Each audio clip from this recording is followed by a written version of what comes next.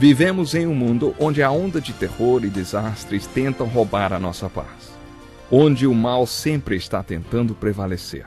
Mas vemos pela palavra de Deus desde o Antigo Testamento que o cuidado de Deus para com aqueles que o temem e o buscam é muito real e permanente. Fique atento a mais um programa Encontro com a Palavra. Aqui apresentamos a palavra de Deus como resposta a todas as mais difíceis questões da vida. Agora com você, Pastor Edson Bruno.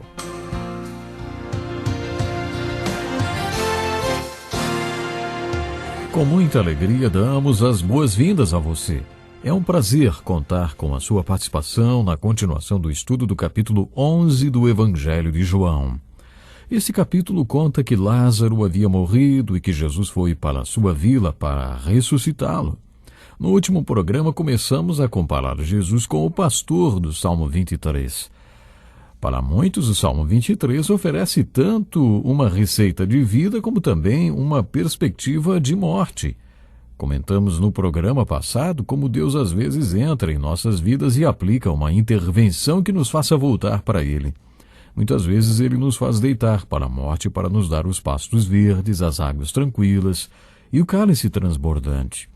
Só quando o Senhor nos faz repousar desta vida podemos usufruir dos pastos verdes, das águas tranquilas e do cálice transbordante.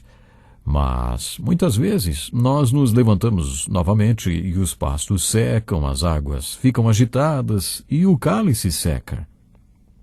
Mas, na dimensão eterna, os pastos verdes nunca secam e as águas tranquilas nunca ficam agitadas, muito menos o cálice transbordante esvazia.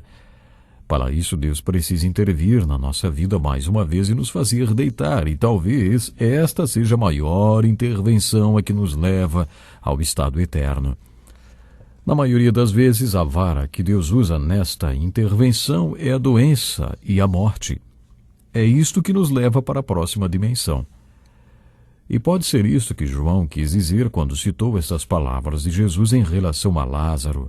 Essa doença não acabará em morte. Ela poderia resultar em morte, mas não acabaria assim. Jesus continuou dizendo, é para a glória de Deus, para que o Filho de Deus seja glorificado por meio dela. Isso mostra um propósito incomum para essa doença em particular. A glória de Deus e a glorificação do Filho de Deus. Você pode estar lembrado que Jesus falou a mesma coisa em relação ao cego de nascença no capítulo 9. Nem ele nem seus pais pecaram, mas isto aconteceu para que a obra de Deus se manifestasse na vida dele. Parece que aconteceu a mesma coisa com Lázaro. A ideia que fica clara para nós é que havia um propósito em tudo aquilo. Agora, se você for uma pessoa egocêntrica, que está sempre buscando o que pode tirar para si mesma de cada situação, pode não enxergar uma verdade como esta. Mas, se Deus ou Cristo estiverem no centro da sua vida, você pode chegar a perguntar, Senhor, como esta situação pode glorificar o seu nome e o seu Filho? Como Jesus pode ser exaltado através dessa situação? Acho que se fizermos esse tipo de pergunta com mais frequência, encontraremos propósito e significado para sofrimentos e doenças. No início desse parágrafo, lemos o seguinte comentário. Jesus amava Marta, a irmã dela e Lázaro. No entanto, quando ouviu falar que Lázaro estava doente, ficou mais 2 dias onde estava. É interessante observar que no versículo anterior, que conta que as irmãs mandaram um recado para Jesus, elas disseram, Senhor, aquele a quem amas está doente. A palavra amor usada aqui foi filéu, que significa afeição, amor de amigo. Mas no versículo 5, no comentário sobre Jesus, onde diz Jesus amava Marta, a irmã dela, e Lázaro, a palavra para amor no original foi ágape, que significa que Jesus os amava de uma maneira tão profunda e perfeita como aquelas irmãs jamais imaginaram. E aí está a surpresa. No entanto, quando ouviu falar que Lázaro estava doente, ficou mais 2 dias onde estava. Eu creio que você pode entender. Quando Marta e Maria mandaram o recado e disseram, Senhor, aquele a quem amas está doente, Marta e Maria não utilizaram a palavra ágape, mas sim filéu. Agora, quando se refere que Jesus amava Marta, Jesus amava Maria e Jesus amava Lázaro, aí está a palavra ágape. Esta era a forma como Jesus realmente amava aqueles três, com amor, ágape. Mas aquela família, aqueles três irmãos, não imaginavam isso, não podiam compreender esse amor de Jesus, que era um amor tão profundo. Mas mesmo assim, Jesus resolveu ficar mais 2 dias onde estava. Interessante, não é? Faz mais de 35 anos que sou pastor e já tentei explicar várias vezes para minha congregação que Jesus não era onipresente. Ele não podia estar em 2 lugares ao mesmo tempo. Se eu estou ministrando em um lugar, não tem como eu estar em outro ao mesmo tempo. Tantas vezes eles perguntam, onde está o pastor? E merecem a resposta, nem Jesus era onipresente, por que vocês esperam que eu seja? Eu estava atendendo alguém e não podia estar em 2 lugares ao mesmo tempo. Acho que Jesus também passou por esse tipo de problema. Mas eu queria saber quanto tempo um pastor duraria numa igreja se, quando alguém avisasse que um membro estava gravemente doente, o pastor não fosse ver aquela pessoa antes que ela morresse imediatamente. Mas Jesus resolveu ficar lá onde ele estava mais 2 dias. É interessante pensar que havia um propósito naquele atraso de Jesus.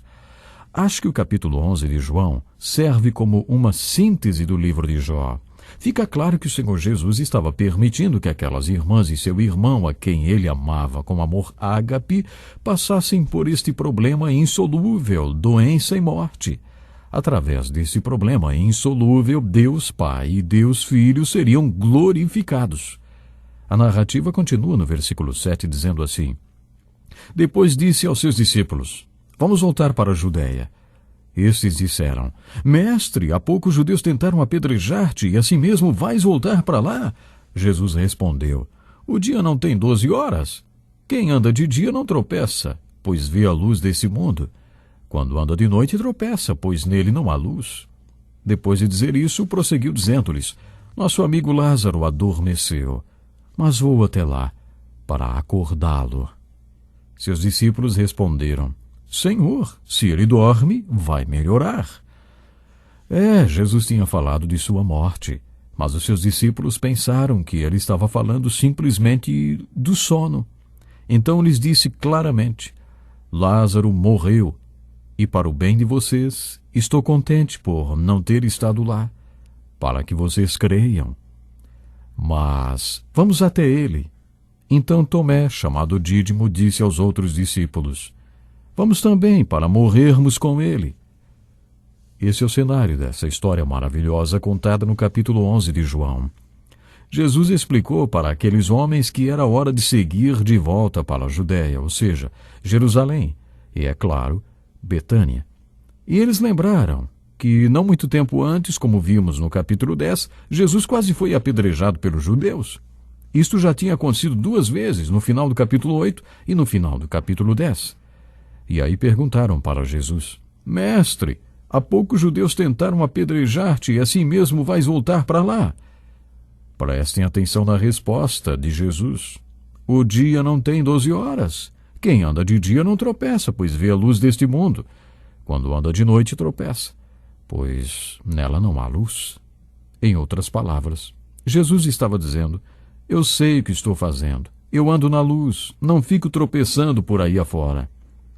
Vocês se lembram que no capítulo 7 os irmãos de Jesus foram checar a sua agenda, mas ele não se influenciava com as pressões que sofria. Ele sabia o que estava fazendo ao voltar para a Judéia naquele exato momento. Ele sabia que Lázaro estava morto. Vamos relembrar. Tudo isto era para trazer glória a Deus e ao Filho. Eu gosto do versículo 10. Jesus falou que Lázaro estava dormindo e que ia acordá-lo.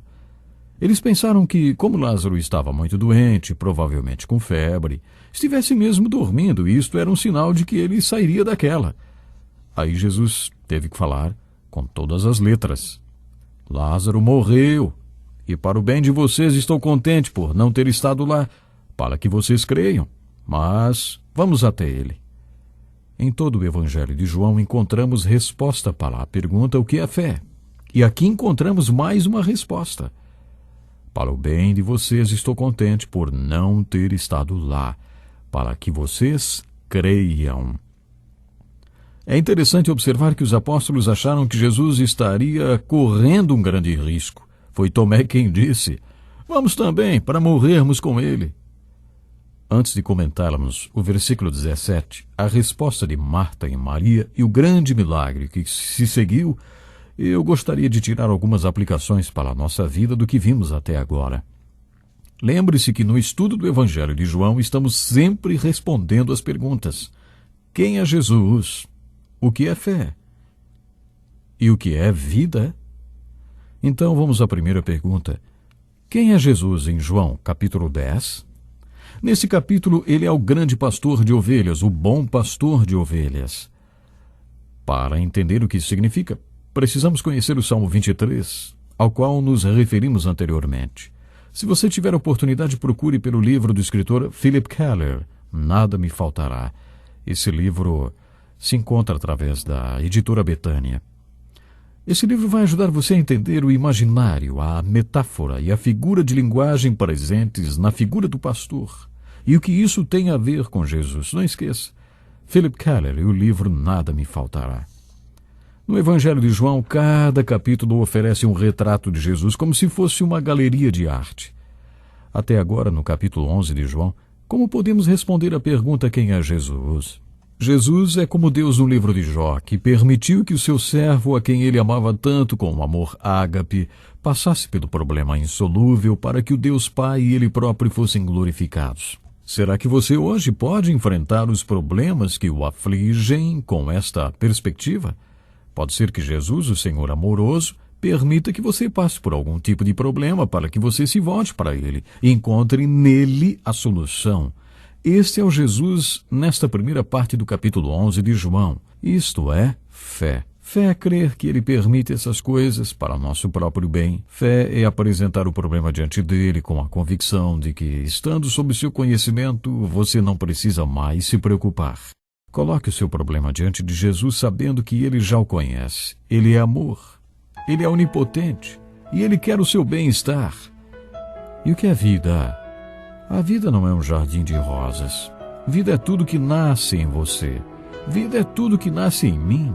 Vida é tudo que o leva para mais perto do nosso Deus e do nosso Senhor Jesus Cristo. Vida é tudo que aumenta a sua fé nele. Vida é tudo que leva a se aperfeiçoar ou a ser mais completo nele. Tudo que Jesus permitir com esse fim estará contribuindo para a sua qualidade de vida. Olha, não perca o próximo programa. Que lição importantíssima. Obrigado, pastor Edson Bruno. Prezado ouvinte, coloque em prática o que você ouviu aqui. Sem dúvida, sua vida será grandemente abençoada. Este é um estudo escrito pelo Dr. Dick Woodward, na voz do pastor Edson Bruno. Escreva-nos e solicite o material. Nosso endereço é Encontro com a Palavra, Caixa Postal 2011, CEP 89201-970, Joinville, Santa Catarina. Até o nosso próximo Encontro com a Palavra.